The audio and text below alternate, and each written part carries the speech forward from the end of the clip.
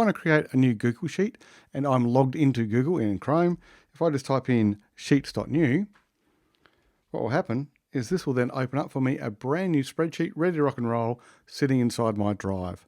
If I want to actually open it inside a folder or create one really quickly inside a folder, all I need to do is be in that folder inside Drive and do sheets.new, and it will then create a new spreadsheet for me. But let's jump out of that and come to a sheet that I prepared earlier for your viewing pleasure.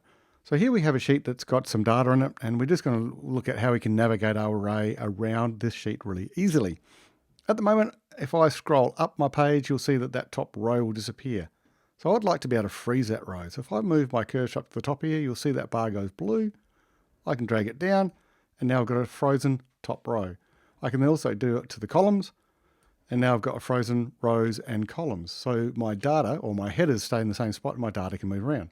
To actually get rid of them, I just move my cursor back there, wait for the line to go blue and just drag it, and away I go back to that spot as well. So that's a really handy way of just freezing the rows and columns.